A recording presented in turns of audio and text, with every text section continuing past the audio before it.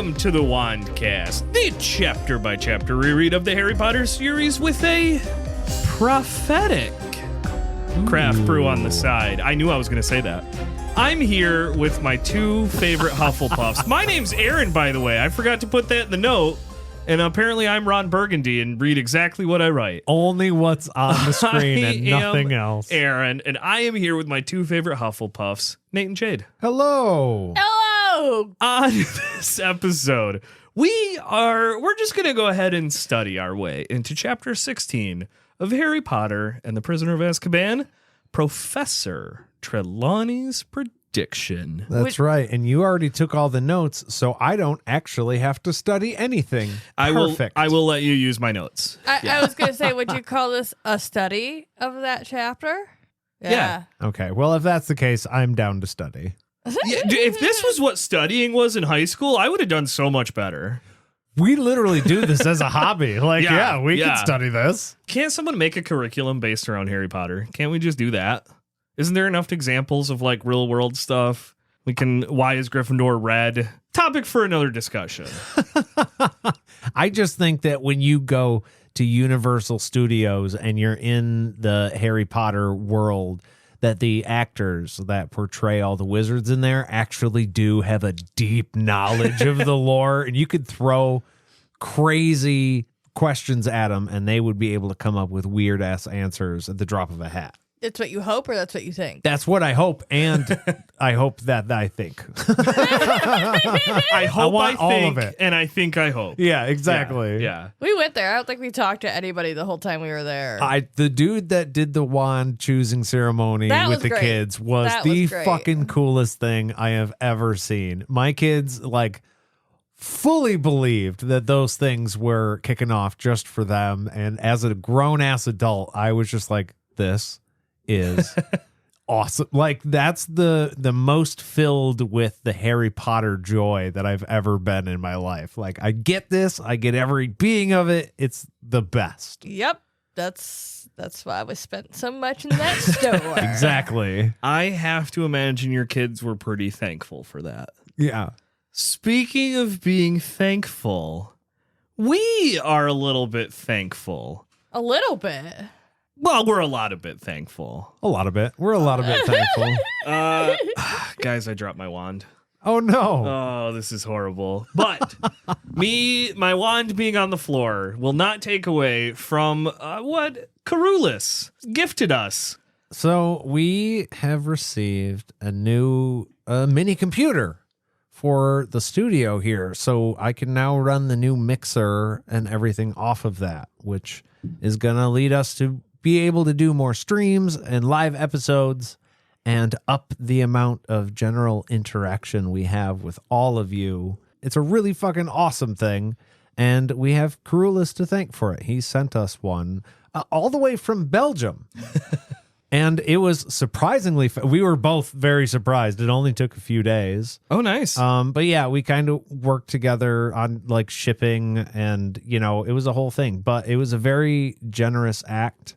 And I appreciate it very, very fucking much. This is a very meaningful gift. It was like, it's a thing. And he's like, hey, don't even worry about it. But I'm like, no, this means you believe in the thing, man. Like you're there for it. I now know what other podcasts I listen to when the hosts are like, seriously, we wouldn't do this without your guys' support, or we couldn't do this without your guys' support. It's like, yeah, I know that now. Yeah, it like literally, we could not do the things that we are doing without you guys. Yeah. So, yeah, that was really awesome. Yeah. Thank you, pal. Thank you, pal. And I think we should probably do the thing that Carolus was probably kind of hoping we would do with a new computer, and that's talk about some stuff we all enjoy. That's right. He's like, you got all the equipment. Make with the chapters now. Go. I'll do it. This chapter, finals are here, along with Beaky's appeal. And real quick, midnight start times for an exam should not be real. That is 100% bullshit. There's no way you're getting me back into school at midnight. I've already left for the day. I've already had my dinner. Corny Fudge gets talked back to by Ron because bringing the executioner to the appeal seems like a con. Trelawney does some weird shit after Harry's divination exam, but Buckbeak's lost appeal causes the trio to scram What is this? to Hagrid's hut to comfort their friend who just wants Buckbeak to be comfortable until the end. He's rhyming. Before they leave, Scabbers is found. But our chapter ends with a rather upsetting sound. Oh my god. Okay, Dr. Seuss. The fuck? That was exactly the reaction I was hoping for. He's a doctor, not the medical kind. Not a good one. Not even the other kind. Hopefully other people out there, at least hopefully one other listener like that too, because I enjoyed writing that, and maybe that's how all of them are going to be moving forward. I don't know. We'll see. Sometimes rhyming is hard. I might have to study up more to do more rhymes. And speaking of studying, this is clearly different. I thought he had another one coming. I'm sorry. I was like waiting for it. No, this feels different than previous years' end of years, obviously because I believe year 2 exams were canceled because of the Chamber of Secrets being opened. Yeah. Year 1, I don't think Harry had to do the exams because he was hurt. But this is the first time, I think, in the books that we are told that the twins are studying. So this is important. Yeah, the implication being that even the fuck around guys are trying to take this seriously. Yeah. I think this is like, look, you can kind of bomb out of a class, but you still need to graduate the year. Yeah. Well, and they are taking their OWLs this year. Yeah, which is a special thing. Yeah. There's the newts and the owls. So OWLs, big deal, because even the fucking twins are reading books. Oh, yeah. Now, we know the twins are smart, but, like, they're smart in their own way, not book smart way. It's one of those, I was going to say intelligence versus...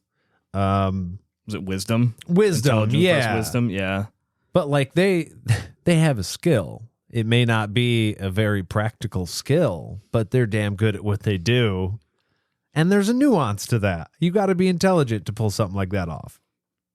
Well, and we know that even if the boys fuck around a bit, they are ambitious in their own way. Exactly. So whatever they want to get done in life, they know what they need to get there. Yeah, if they want to do it, they're probably going to do it. Yeah. It's just a matter of what do they want to do. Yeah. They do a whole bunch of extra shit to be able to pull off the pranks they do. So ambitious is definitely something you could use to describe those two. Yeah. Yeah. They're willing to put in the work Yeah. just to fuck with you.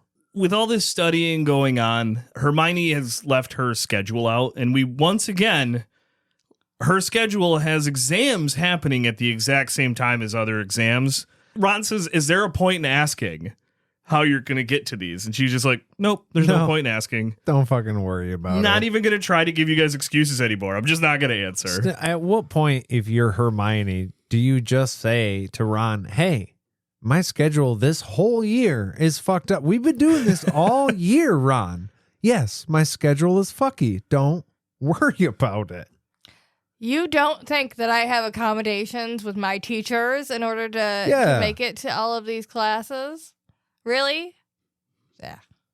Before it can become too much of an issue, we find out from a letter from Hagrid delivered by Hedwig that Buckbeak's appeal is the 6th. But they're bringing the executioner with them to the appeal. June 6th. We have jogged forward in time. Oh, yeah. We've gone quite a bit forward. We are much past the Quidditch finals. One could argue we're an entire month forward that we just kind of skipped real quick. But yeah, June 6th, Bucky's appeal, executioner's coming. That's pretty fucked up. Now, is this going to be a situation where the executioner is labeled as such? Like, hey, the dude is going to show up with a black hood and a fucking axe and be like, that guy's the executioner. Or is it more like, you know, sometimes they have several people fire rounds and like the old shooting range. I don't remember. Oh, shooting yeah, gallery firing death, squad. where it's like everybody shoots. Nobody really knows who killed the guy. Kind of a situation where a guy might be there, but he's just going to be dressed in regular ass clothes. So you don't know that that's the executioner and that he just may be present in the room in case he's got a moral issue with possibly doing the actual killing. Someone from the Ministry of Magic and an executioner is what is in Hagrid's letter. So somehow Hagrid, from the letter he got from the Ministry, clarified that, yes, an executioner is coming. So what they're saying then is if he loses the case, they're going to do it right away. Yeah, well, and why would you bring an executioner if you think you won't need the executioner? Oh, okay. So I guess I was just under the impression that, if you lose the case and like, okay, we are now going to officially order the killing of the animal. But no, they're like, if you lose, he dies and we're bringing the guy that's going to do the thing. Couple things about that. Hit me. This is Hagrid's home, right? This is also his workplace. Mm-hmm, so why in Sam Hill would the appeal for this situation be happening just like impromptuly in his fucking kitchen? That's absolutely not professional in any capacity. Bullshit. Right. Absolute bullshit. Okay? They don't have like an official place for this sort of business in the wizarding world. Like we know for a fact There's they do. Courtrooms. Why aren't we going there to do this the way we're supposed to do this? Right. Also, you have an executioner. Why the fuck? Number one, it's an animal, and I feel like the term executioner definitely elevates the intensity that you feel towards what's happening here. Yeah. Like you're executing a person type situation. Like normal pets don't have executioners. They go to a vet or they're euthanized in one way or another. They are not executed. And like as to your point about making a set date, like absolutely asinine that we would be having an appeal that then gets triggered. The sentence gets triggered immediately upon appeal. Exactly. On site in your home. Yeah. This is my home. That was the point I was starting to make in the last episode where Buckbeak has now been all of these different places in public around people and has perfectly behaved himself. As far as we know, Malfoy is the only incident that anything has gone wrong with Buckbeak. So, like, he's going to all of these court proceedings and totally behaving himself and showing that he's not really a dangerous animal. All of these precautions are, I don't know. Like, this whole thing is too fast. It's not regulated at all. It's totally biased. Like, we already know pretty much what the outcome is supposed to be. Yeah, hit me. I was just going to say, it really does just boil back down to the Committee for the Disposal of Dangerous Creatures is firmly in Lucius Malfoy's pockets. 100%. Yeah. Because that's the only way it makes sense. Because, it doesn't. None of it makes sense. And it's so loosey-goosey with the rules. Unless someone's paying the committee to do stuff for you, them, whatever. Which is why, even though Malfoy has been kicked out of, the governors of the school, right? That's why people listen to him, because he's still in other places. And hey, okay, I've been officially kicked out of the government. I'm still going to go there, make my piece known. Yeah, he still has money. Yeah, and all of my buddies who are probably getting paid from my money when I do shady shit are going to make sure that I'm taken care of. So go ahead and kick me out of the governors. I still get my way. Okay, so I might not Buckbeak has to die. The position anymore, but I still have... It's a really terrible one. I don't know if everyone understood who I was doing. I wish that would have kept going. That was fantastic. We can stop. You can keep going. I don't know. It felt real bad. I do think that maybe we should discuss cheering charms once again. Because the cheering charms did in fact come up in the charms exam, as Hermione was very worried. Harry apparently overdoes his cheering charm so much that Ron has to be escorted into a different location and they just have to wait an hour. There's no counter charm. Flitwick, I'm assuming, is giving the exam. Can Flitwick not stop Ron from these effects of an overdone cheering charm? Apparently not. I think my question of why aren't we just doing cheering charms all the time might have just got answered. Yeah. If there is no counter charm, so you can't control something if something goes wrong, maybe we don't use that all the time. Well, think But about then why the fuck are we teaching it to 13-year-olds? think about what's happening. Ron I right flip-flopped now so hard on is that. currently having an overdose of dopamine. Yeah.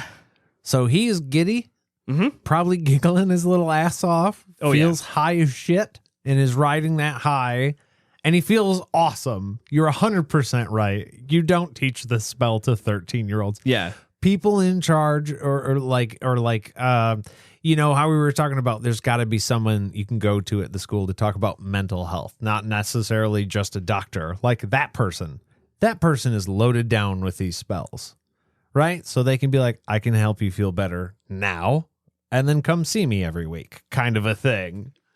So it should be, yeah. But yeah, giving something like, hey, do you want to make yourself a little high and just kind of not give a fuck for an hour? Giving that ability to almost anybody. I mean, there's potential. Yeah, it's called weed. You don't have to do a charm. Yeah, weed, alcohol, really drugs in general. But I also thought that this kind of speaks to like, hey, you overdid your cheering charm, so you got to push your exam back an hour. That's how Hermione is fit. Like even without all of her extra Oh, yeah. whatever else is happening with her. Oh, yeah. They're clearly flexible with the times. Exactly. If shit happens, they're allowed to move an hour back, an hour forward, whatever. We even get another example of that later in this chapter. They Yeah. are super flexible with their exam times, apparently.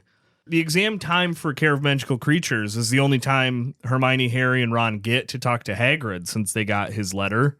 Because it's, you know, all the security measures are still in place from Black's break-in. And I felt so bad when they're like, oh yeah, Hagrid just had him like, yeah, your flubberworm had to survive. And the way flubberworm survives is if you just don't fuck with them. Just leave it alone. The depression in Hagrid is heartbreaking, but also that was the only time they had to talk to him too. So it's like kind of nice that he didn't give them a hard exam. Yeah. He's easy A, and you get time to catch up with your friend. The thing that was interesting to me is that they said that Hagrid had to come over and like whisper to them during, and I was like, wait, but he's the one giving the exam. Yeah. So if this is an easy A, and he said that your thing literally has to stay alive, the easiest thing is to leave it alone. Why do you have to? Why can't you just like, we are all literally fucking around in the Yeah. Who's gonna complain? Is Malfoy really gonna go up to anybody and be like, that was an improper exam? Yeah. Yeah, okay, it was. So what? Not Yeah. if he passes. Yeah, well, exactly. Right. Yeah, exactly. And Malfoy already won. Buckbeak's going to be executed. Yeah. Depending on, quote unquote, depending on the appeal. right. But yeah, this has been too much exams for me. So I think we're going to take a quick break because we do have to get back into just a little bit more exam talk. But we'll be back right after this.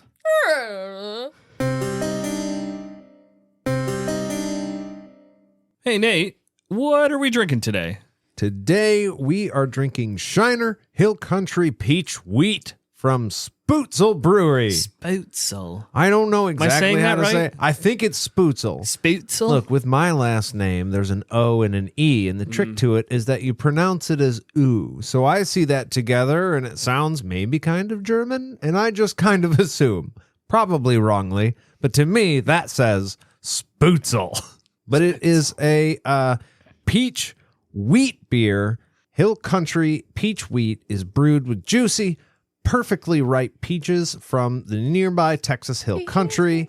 These peaches, along with a mix of 2 raw and wheat malts, make for a slight, sweet, refreshing ale. Barely filtered, this brew has a golden, hazy color and tastes like it came fresh from the orchard. Run! I Really? apologize. It That smells. is red text on pink, and apparently, once you pass 30, you just can't read that anymore. We just discovered that Nate's got mild color blindness. Oh no! It smells real good. I am very excited for this first sip. Yeah, if it tastes like it smells, so smells like it's right from the orchard. Tastes more like wheat, though. It tastes like my peach tea. My Yeah. peach lemon tea. That's true.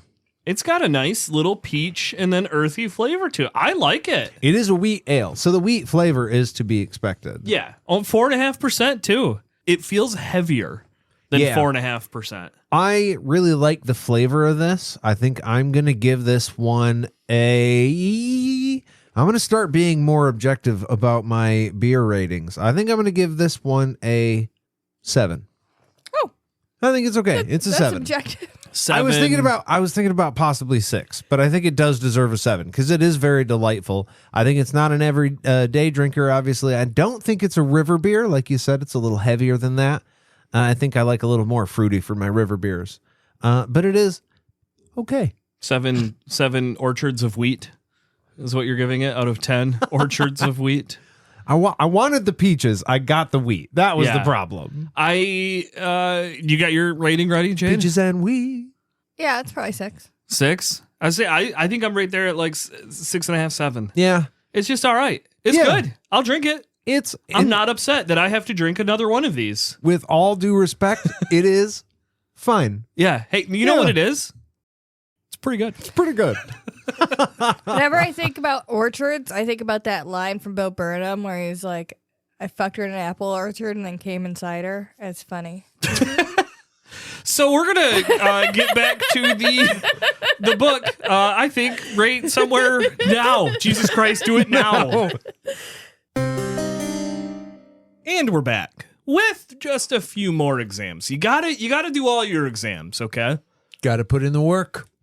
I would put my foot down though if I had to take an astronomy exam at midnight and then have history or magic the next morning.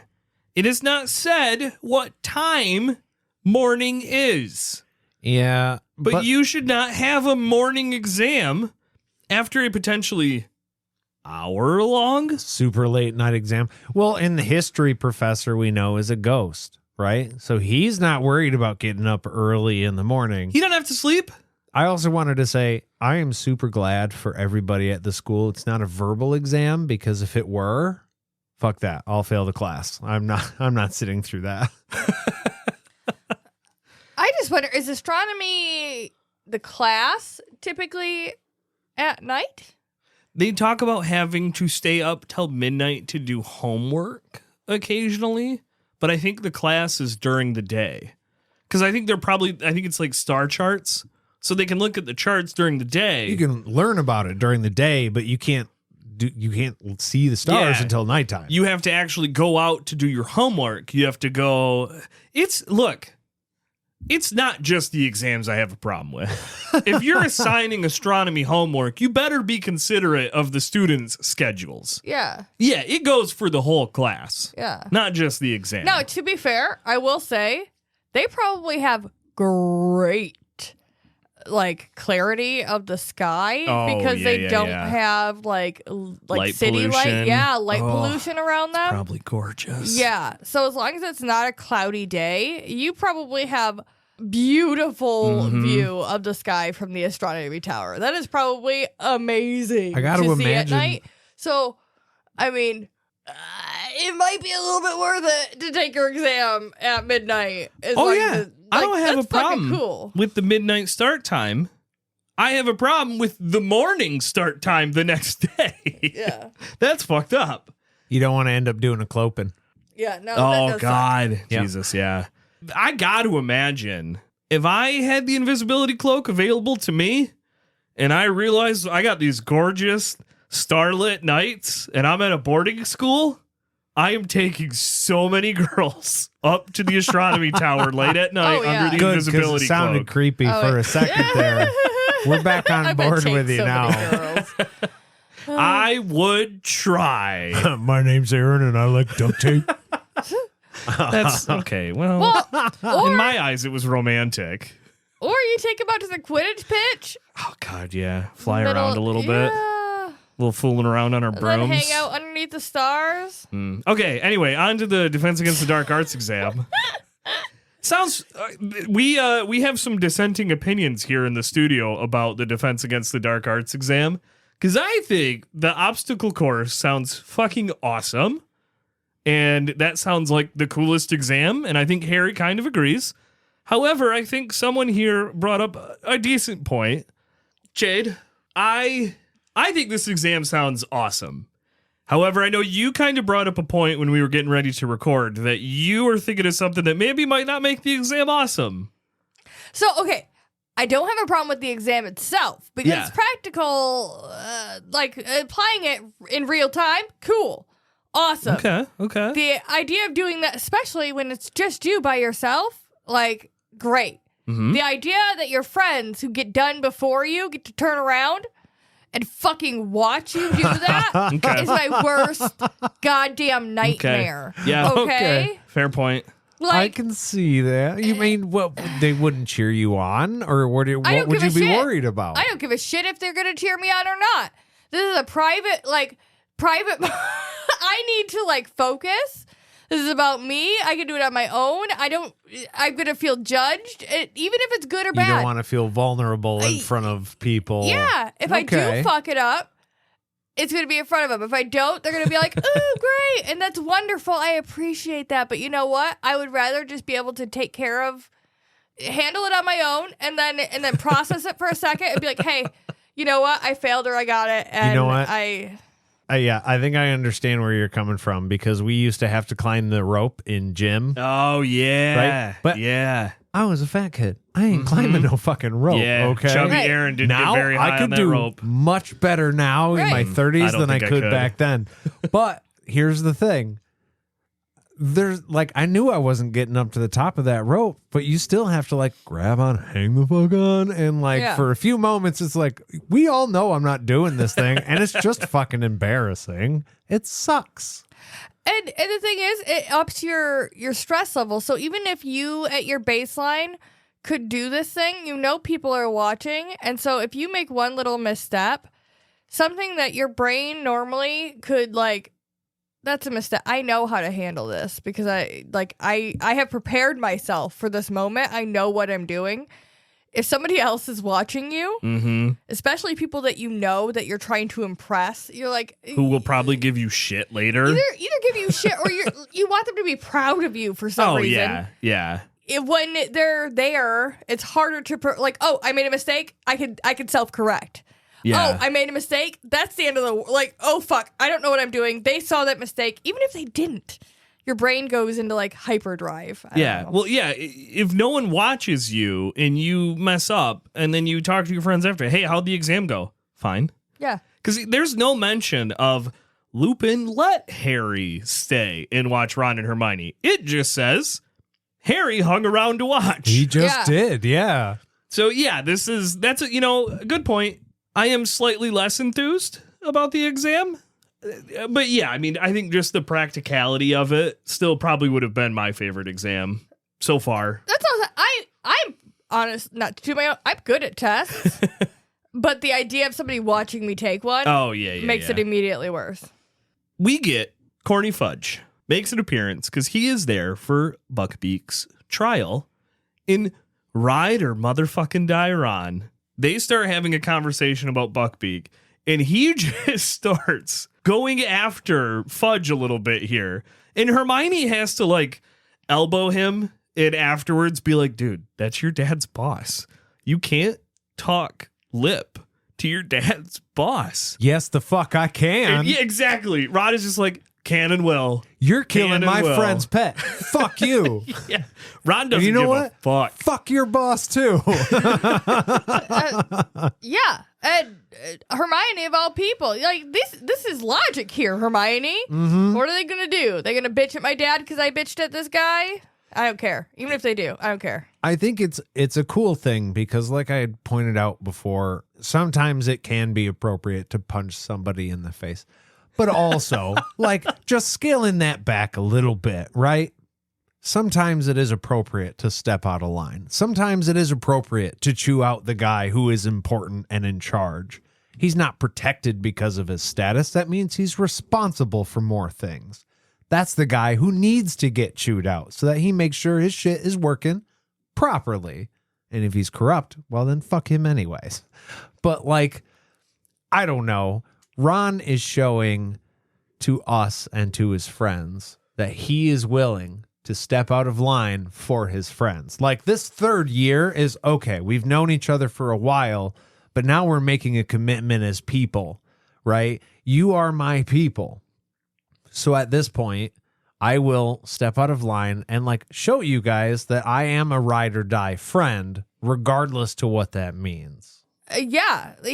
Ron, I think, really shines in this book, even though he gets kind of overshadowed a lot, because I think that this also shows like he wasn't able to, maybe not wasn't able, but he didn't help Hagrid because of his anger at Hermione and his distraction, and he has a thirst for justice, but also he's upset because of the fact that all of his work that he did is for naught, when he could have put that work in ahead of time and it might have helped, but now it's not going to. Oh yeah. There's probably some guilt for sure. It's like a guilt that like I wasn't able to help and this has nothing to do with Hermione or Harry. Yeah. And it's an interesting layer to Ron being like, Hagrid's not even here and I'm feeling guilty about that and I need to fucking fix this. I agree with you completely. I just also think that there is a part of Ron that is getting upset because he did do all this work. And if it was for no reason, he could have not done that work. Yeah. He could have been chilling in the common room these last couple weeknights, and instead he was pouring through books. Yeah. And if you're telling me that wasn't necessary, I'm a little pissed off. Up next, we have the divination exam.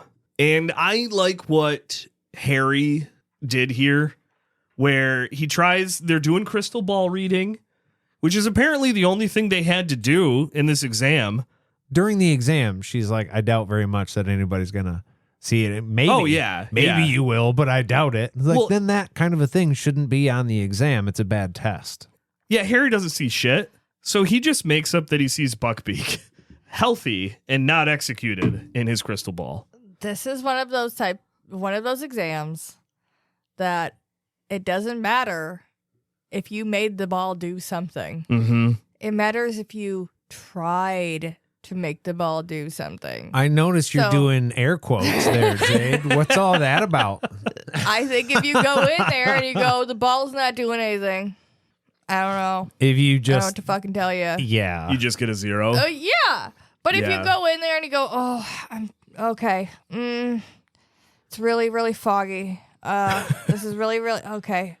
I think something's coming to me. And she'll be like, yeah, okay. Like, here's the thing. We don't know exactly the scope of her ability, right? But there's a good chance that there's an amount of charlatanness to what she does, okay? So I think that part of the exam may be how well you're selling the fact that you're trying. I think you selling it to her is definitely going to weigh in on the grade you get at the end of the year. But I also think that this is a skill that Trelawney, if she's legit, right?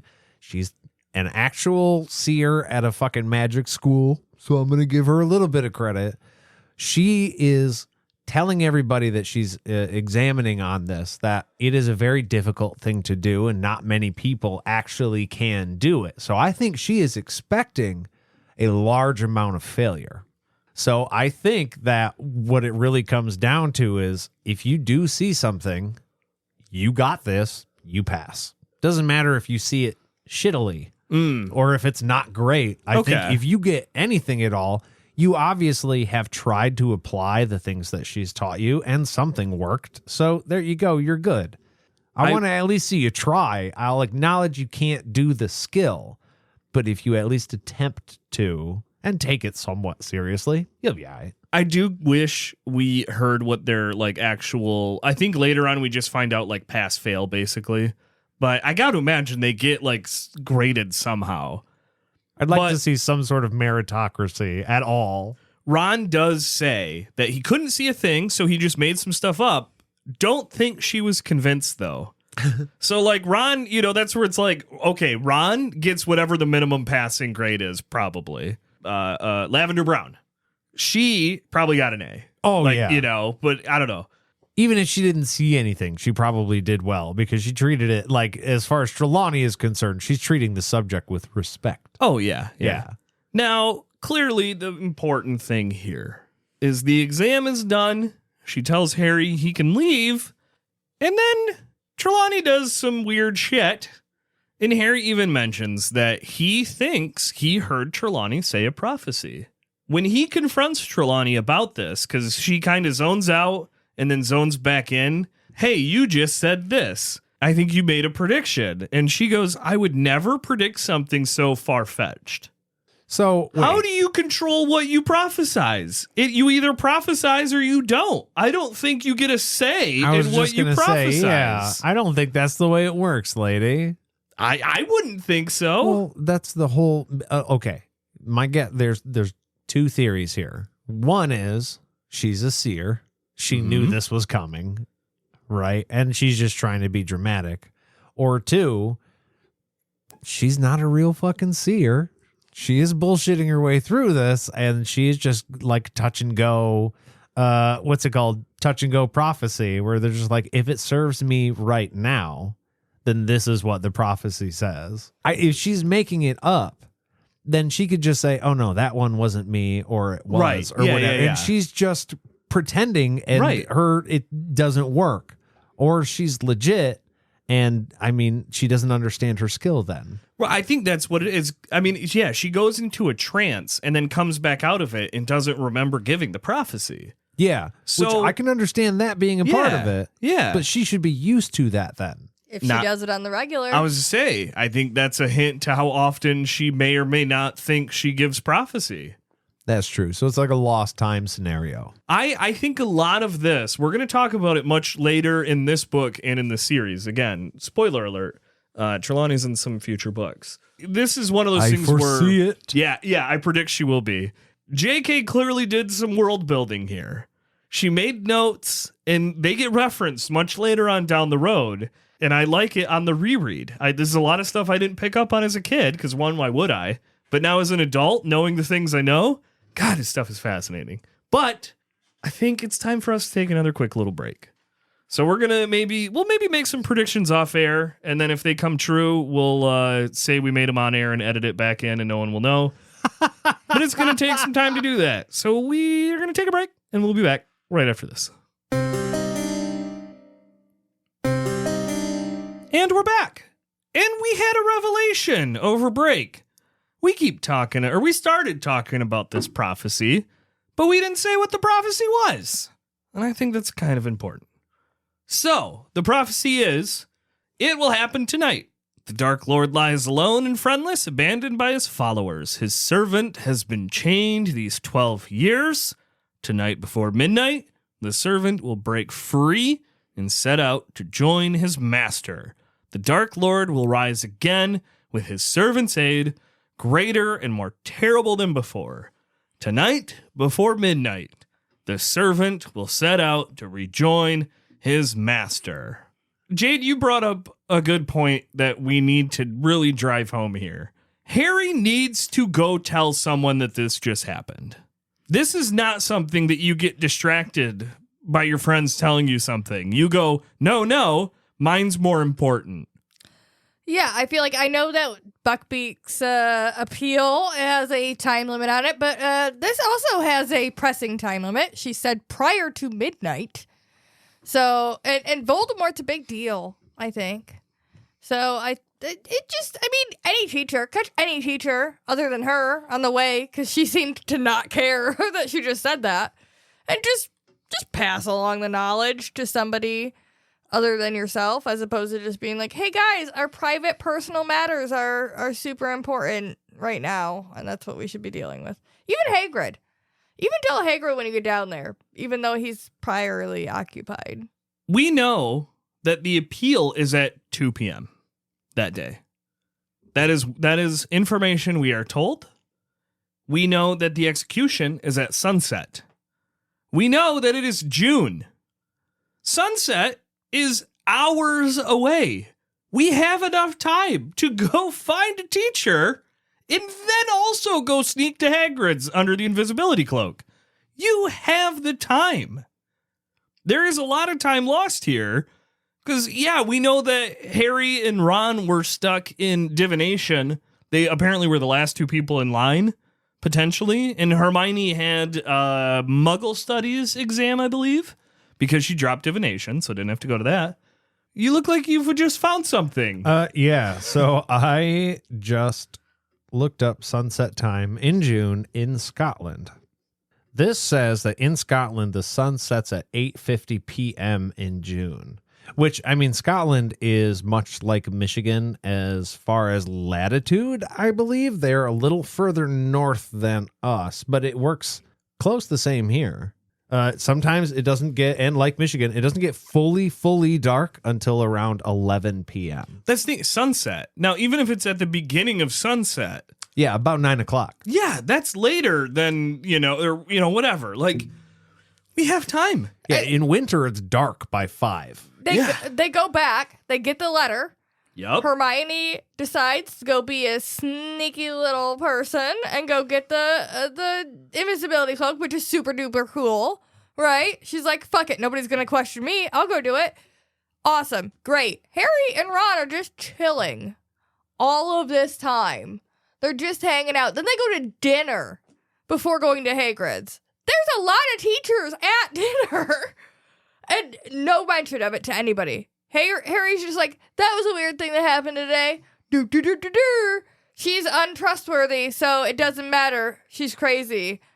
Excuse me? There's so much wrong here. Now, you get it. The distraction of Buckbeak being executed. You want to be there for your friend Hagrid, but we had time to do more than one thing here.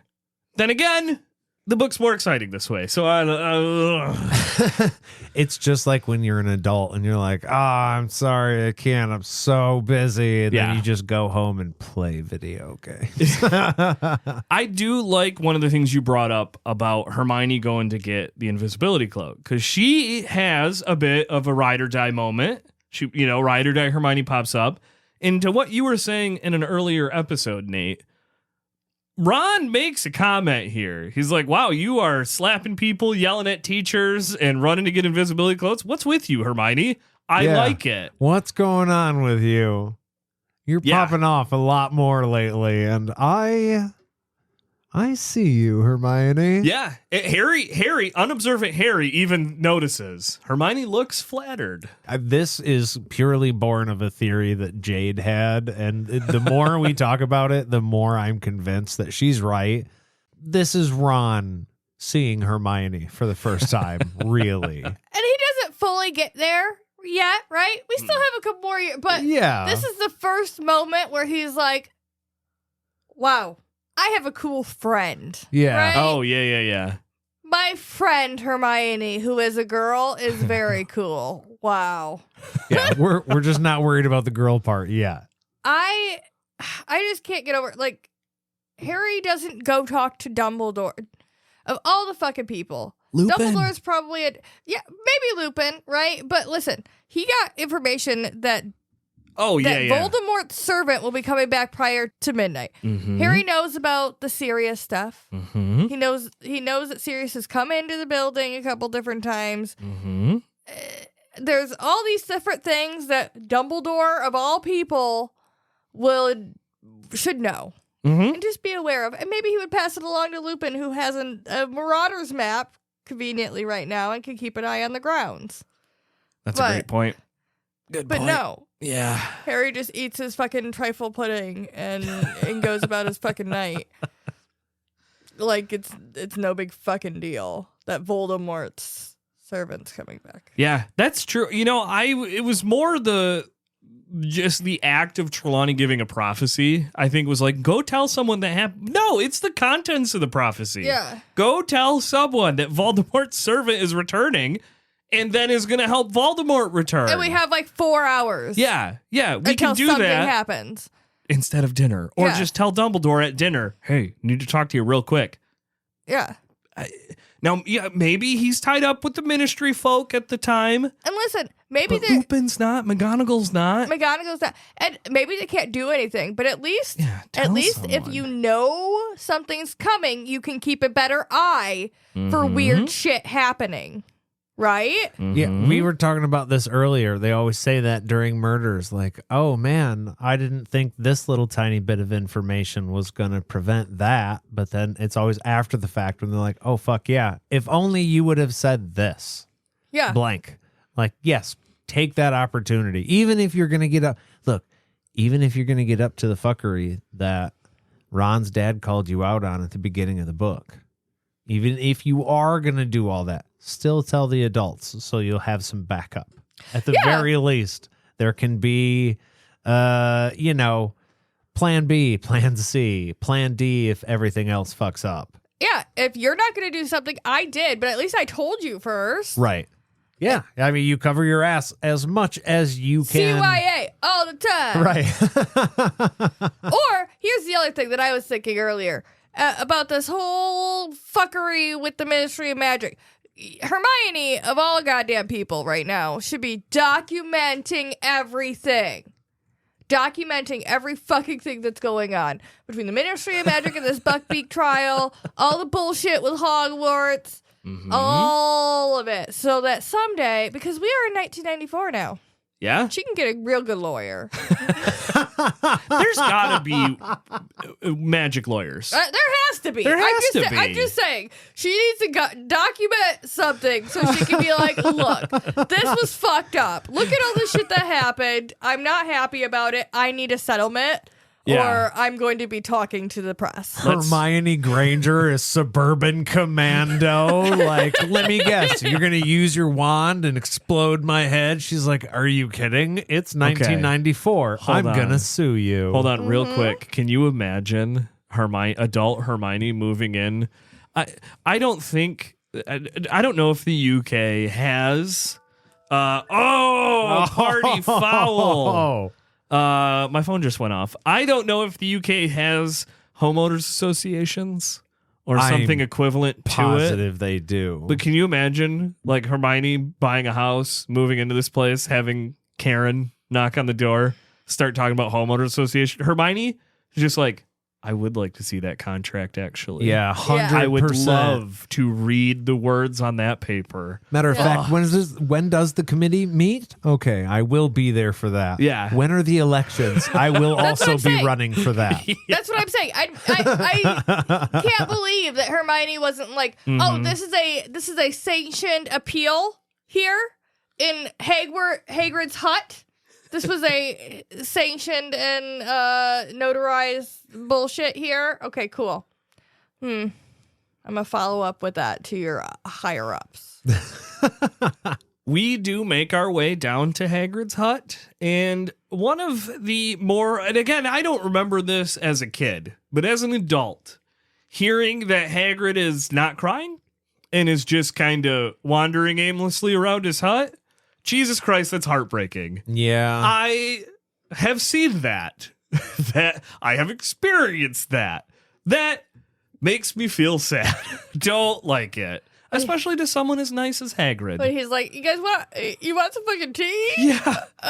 Yeah. Yeah. Dropping his whatever vases, milk containers, whatever stuff going everywhere, kettles. Yeah. Hagrid is actively going through the 5 stages of grief. 100%. He's just past the, it's what? Denial, anger, bargaining, depression, and acceptance. Yeah, I feel like he's at depression, maybe transitioning into acceptance. Yeah, it's where like you're you're just numb at this point. Like, okay, this is the new going forward, and I'm giving him fresh air. Yeah. Because I realized I can't stop it. Got to make those last moments nice. He's past shock, okay? Oh, yeah, but it's still a very fragile state of existence for that man. So I would treat Hagrid very, very carefully. It is so fucked up, though, right? Like, okay, a lot of us, maybe not everyone, has had to put a pet down,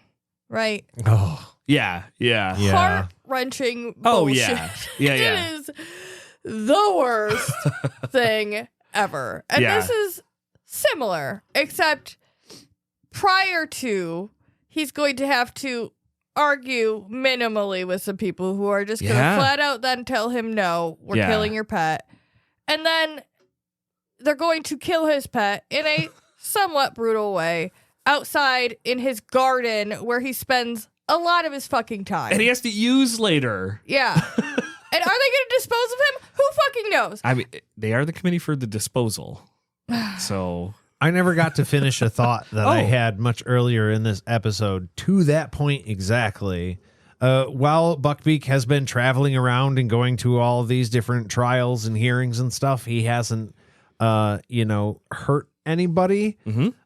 He should not be getting an execution style death at fucking all. Even if the executioner is there, I feel like it should be much closer to a euthanasia type situation. Yeah, why can't we do it where magically? He's not a fucking criminal, okay? Yeah. He did something arguably a little bit aggressive, but even the worst people on earth, when we put them to death in this country, it's argued among many people what's the most humane way to do that, because killing somebody in a brutal or painful fashion is just wrong, even if you're doing it for good reason. So, like, this should never, you 100%, this is all fucked. This should not be the way that it's putting a pet down. Yeah. God damn it. It's not a fucking execution. Okay. I took a little time to consider what it's going to feel like from Hagrid's point of view if somebody was going to do that to, say, my dog. Yeah. The amount of rage that I felt was immediate. Like, okay, I can't take any more time to think about this because I will commit murder. Yeah, because here's the thing. 100%. When there's there's medications and things that help them stay calm. It's all cool. Yeah. This is it's gonna get a little graphic. I'm not trying to upset. This is laying an animal's head down that doesn't understand what the fuck is happening. Yeah. Down on a surface, and that being terrified and trying to get away until you slice and end their life. Yep. That is terrible. Yeah.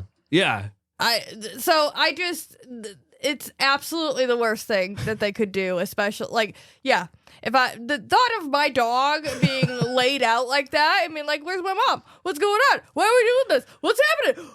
No. Well, and hey, could we just get mention maybe of, like, by the way, hippogriffs, super fucking resistant to potions and charms. So no, this is how we have to do this. No, they're just doing it brutally. Yeah, this is a very, like, we're stuck in the old-fashioned ways because we have magic. We don't need to modernize, and we still use executioners. I just had the thought that maybe Hagrid does have some secret knowledge about hippogriffs, like, and their steel is platinum fucking hard. So go ahead, try and cut his head off, motherfuckers. This also lends to the mentality potentially of wizards and the uses of animals in, fucking potions and things like that. We have toads and rats as acceptable, maybe not toads, but rats for sure as acceptable things there, probably because of the way we can experiment on them within magical use. Like, so it's... You can practice transfiguration on your pet. Yes, which I feel like is not I don't think that they have animal rights as for well sure not. in the wizarding community. Now, we have a few more things that I do want to dive deep into. So we're going to take one last quick little break, and then we will be right back with the end of this chapter, our final thoughts, and I'm sure nothing will go wrong. And we'll be back right after this.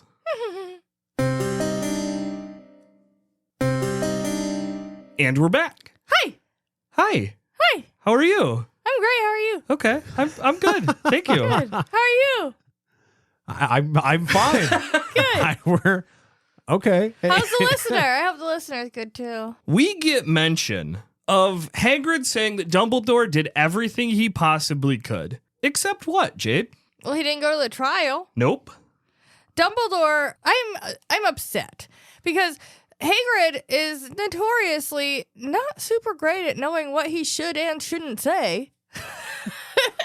And he is left out there by himself, by his employer and his good friend, apparently, Dumbledore, who is great at public speaking and has connections. And even if Dumbledore himself couldn't be there, you can't tell me that he couldn't find somebody to fucking stand in his stead. This is a fucking court case. We can't hire somebody to fucking stand up there with Hagrid. But honestly, Dumbledore himself should have been there with Hagrid, standing by his side, because honestly, him not being there shows that he didn't really believe in Hagrid's side. You're his employer. You're the person who said he could go and do this stuff. From a court You're perspective, yeah, why wouldn't you think that? You're the one that wrote the courts, apparently, and said that Hagrid should not be punished for this. So why Hagrid shouldn't be punished, yeah. Why the fuck aren't you there helping him defend his pet at trial? Oh, because you don't believe it? Then maybe you should, Don't like it. Don't like it at all. It looks like you may not actually have the automatic free right to representation in a court. I don't know exactly how the UK system works, but it sounds like you yourself are under trial and are expected to defend yourself. Oh, and if you can get a lawyer, then you can. But again, this is a very quick and cursory search. It could be very different, and there could be different systems within the wizarding world that it's not like the real world at all. So, good point. Dumbledore stood up for Hagrid and got Hagrid protected, right? This is just Hagrid and his pet, or one of his animals that he used in the course of a class that he's trying to protect, right? 100%. But that's the thing. He used it in the course of a class that Dumbledore approved, first of all. Second of all, that's his friend, right? And Dumbledore knows Hagrid's capabilities. So just the fact that even if he doesn't really think that this is a good trial or it has legs to stand on, he should have given Hagrid somebody. Well, it would be Hagrid. It would be Dumbledore, because Dumbledore was in charge of the school at the place where the kid got hurt, right? In real world, you would have the fucking superintendent of the whole district there, because it's a fucking court thing. Like, everybody in charge, the whole stack above this kid who got hurt would be there in court to represent the decisions of the school as a whole. Well, have somebody too by Hagrid to say, you know what, Hagrid, we should call in character witnesses for your hippogriff. That's all I'm saying. Like, Hagrid, a guy who we've noted notoriously bad at keeping things to himself. Like, this guy isn't going to defend himself properly. This is terrible. Of course, he had Hermione and stuff, helping him, but like, he's the guy up in court with all of his papers and like trying to make legal sense to a judge about his position. Like, this is not going to be something Hagrid is well capable of. I know that Dumbledore does go to court for people related to him. Yeah. Just saying that. But the appeal was done on Hogwarts grounds. Mm-hmm. And they came into the castle beforehand. So Dumbledore had to have some hand in approving the process of that appeal being done there at Hagrid's house. So, no, he didn't do everything that he fucking could, because you know what he could have said? Absolutely not. I am filing an injunction to stop this appeal from happening on the grounds of Hogwarts, where students will be looking out of my windows and seeing this terrible thing happen, this tragedy. Wow.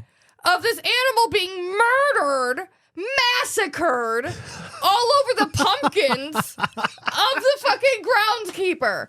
Absolutely not. I will not allow that. We will be doing this in a court of law. Get him. And if you will not allow that, then I will be going above you and filing my own lawsuit. Get him! You bitches. Fuck yeah. That's all I'm saying. I am so in love with you right now. That's all I'm saying. Dumbledore didn't do all he could. I only have one follow-up. TLDR. May I ask one follow-up? How do you really feel? I feel like you were holding back. Jade? Minorly. We'll get into that later. Yeah, I think we will, because I think with some stuff that comes up, I think there is an absolutely fascinating discussion to be had about whether or not Dumbledore did everything he could to help out here. However, To help out in general, in his whole fucking life, maybe? I don't know. oh no, very specifically Buckbeak's trial. You were talking, I had a theory, and I can't say it yet, but we can't get into it because two things. One, that would be a spoiler. And two, Scabbers is alive. Hermione finds Scabbers in Hagrid's cabin. He's alive and maybe not well because he looks rather sickly and thin. And Based on the drawing at the beginning of this chapter, yeah, it's a great drawing. that is a shitty looking rat. I just gotta be honest with you. Yeah. I've seen a very, very sick rat. Yeah, that is a real rough look. That is a bad looking rat. Even when very sick, the rat that we had that passed away Yeah. still Yeah. had some girth to him. Yeah. Not like that. No, Scabbers is described as very thin. Wait, can I and- see that picture one more time? I want to look well- for one specific thing. Absolutely. Oh, yeah. It okay. doesn't show Okay. too much detail Okay. on that. But even the celebration for finding Scabbers has to be cut short. So many things are getting cut short right now, but that's because the Ministry people are on their way to Hagrid's cabin for the execution. Yeah, it does kind of. I mean, it kills the vibe, right? It is something to celebrate. But like, wait. That's hang one on. way to put it. Yeah. But wait, why was Scabbers in Hagrid's hut? Dude, you know why Scabbers is in Hagrid's Doesn't hut. say. There's food. He ain't clean. Hagrid's not a clean He person. ran There's away crumbs. from the castle. That's There's all a we know. dog. There's a dog in Hagrid's hut. Hang on. I'm confused because exactly. Yeah. If I am a small creature and I am afraid of a larger creature that keeps trying to fucking kill me, actually, you know what? No, I take it back because I've seen cartoons. The enemy of my enemy is my friend. What does the mouse do when the cat won't quit fucking with it? He gets the dog. He gets the dog. Jerry goes and finds the dog. You know what? Answer fucking, right there. Yeah. It's obvious now. Yeah. This makes perfect sense. And the thinliness of him doesn't make sense because I have to imagine Beaky's inside. Beaky's going to go to sleep. You could probably get some crumbs and whatever from whatever Beaky's getting fed while he's in Hagrid's hut. Also, don't think Hagrid's doing a full wipe down every night. I got to imagine if Hagrid was aware that there was a pet rat in his, or look, a rat in general in his hut, he's probably going to feed it. No, here's the thing. He would. Well, no. Buckbeak he would eats- probably grab the rat and throw it to Buckbeak. Oh, yeah. Fuck, you're right. Buckbeak eats ferrets. Yeah. Close yeah. enough. This is a plot hole. Buckbeak eats ferrets. Wait, There does is it specifically rodents mention that in general. Buckbeak eats ferrets? Hagrid has a rack of ferrets at some point that he's feeding him. I don't know if that's in the book or if that's just a movie thing that I'm remembering, but I've seen it multiple times. So here's the thing. If he eats rodents of some kind, there's no goddamn way he's in that hut and not smelling a rat and fucking getting that rat. Not going Just up not the wall leaving- trying to fucking Right, find I have it. a cat. Okay, I know that this is not the same thing, but you have a predatory animal that can smell a prey animal in the house? Absolutely not. He's not leaving it the fuck alone. Yeah, I that can would see- be yeah, I can see absolute that. madness in his fucking cabin. But if he's like opposite, if Scabbers for some reason maybe happens to be smarter than the average rat, maybe it knows to stay on the complete opposite end of the cabin. I don't know. Maybe that's all. I also think it's funny that the trio put on their whole ass invisibility cloak and went down there because despite Hagrid being like, I don't wait to see this. Yeah. And then they're there for a couple minutes just to be like, hey man, it's all good. And then they're like, oh, they're coming. Peace out. Yeah, I don't really want you to see this. And they leave. You're an invisibility cloak. What was the whole point of coming down? Like, I get, like, the moral support or whatever, but if you're not going to stick around for the whole thing, I know it's graphic, but Hagrid doesn't even watch it. No, we ain't leaving. We're tucking up in this corner over here, and you're going to keep those fuckers in the other end of your cabin.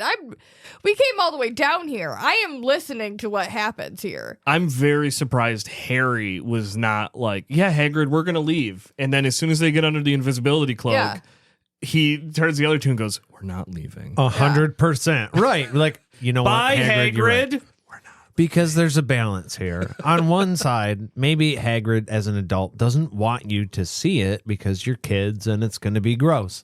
Maybe Hagrid doesn't want you to watch his pet be murdered because A, he feels like it's his failure. B, it is his pet for damn sure. And C, he's going to cry like he has never cried in his entire life. His mind. He is going to sob. Look, sometimes it's okay to just cry, right? It's always okay to just cry. Yeah. But also, there is a thing called ugly crying.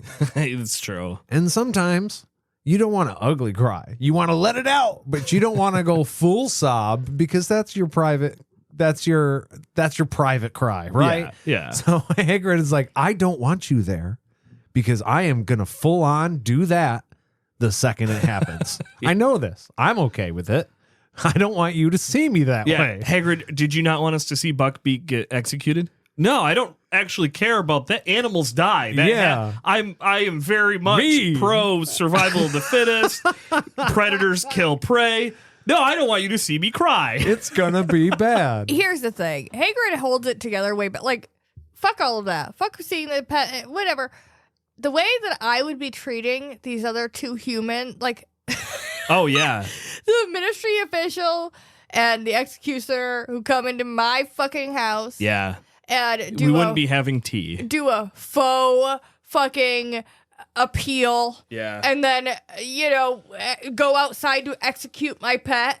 You think that we're having a nice little tea while we have this fake fucking appeal?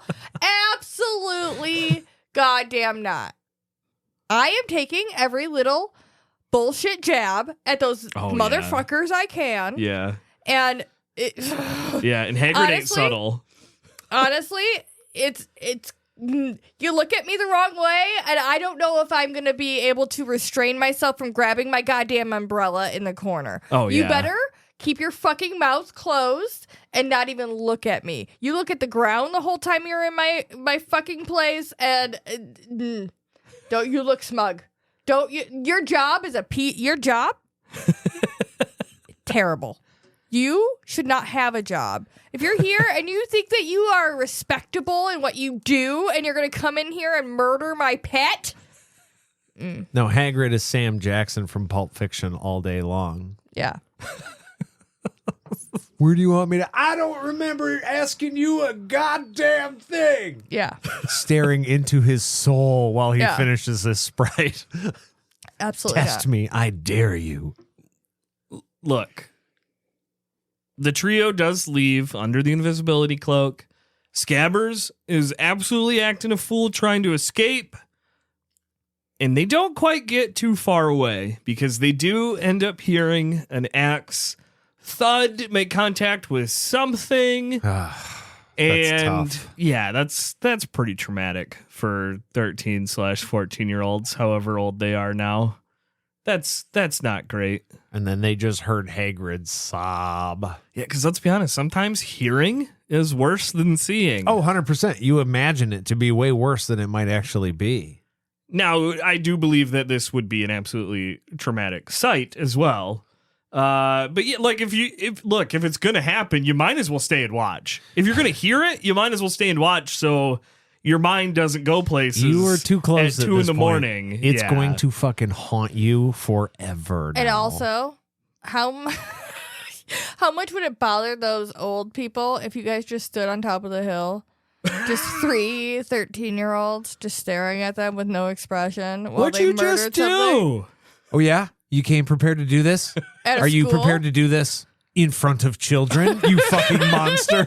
Hey, we do find out that McNair, the executioner, is friends with Malfoy, so he would probably just look at them and go, Yep. Yeah, probably. And then would also maintain eye contact with them while he swings the probably. axe. Creepy. I don't know. What do you think about that, Mr. Gold?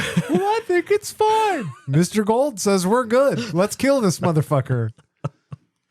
Well, I'm glad you were able to spin that because I was trying to figure out how we don't end this on such a depressing note.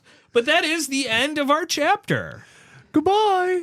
I've gone like full 180, 270, 360 on this. There was so much up and down with fun things and then sad things and then bad things and then exciting things. It's a good thing because obviously Jodo was aware that she's dealing with some heavy topics in this. So there has to be a little bit of levity. Like, hey, Scabbers came back. That's a reason to celebrate. He's not actually dead.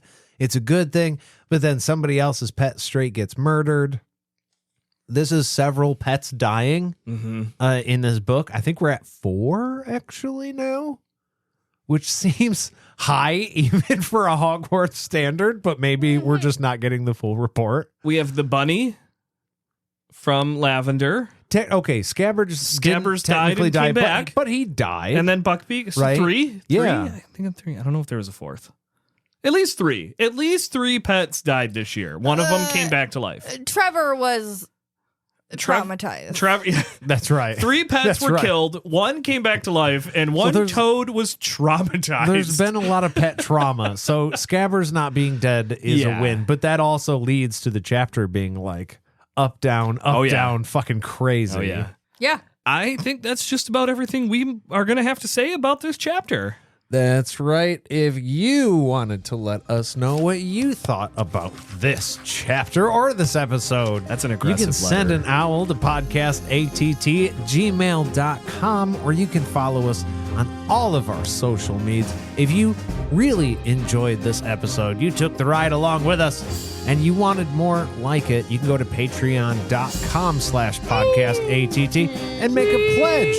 You'll get live episodes. You will get fucking watch-alongs. I'm thinking of the list. We do a lot of stuff over there. Secret stuff. Secret stuff. Behind a paywall. That's stuff. right. I want to thank everybody very, very much for listening, and we'll see you real soon. Bye.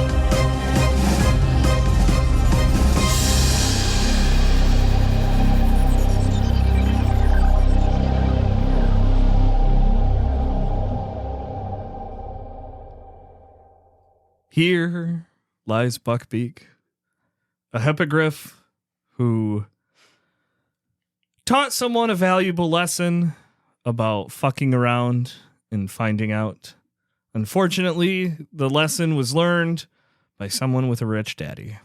So here lies a friend, really. Someone that was there from the beginning, has really kept an important plot point of the book through and kept us interested in what's going on, because otherwise I don't think there would have been enough to fill all these chapters. This one's not as good as the Nimbus one, but I think it's important to give we didn't do one for Scabbers either. Fuck. God damn it. Fucking incendio him, Nate. Sounds like a fuck you from Daddy.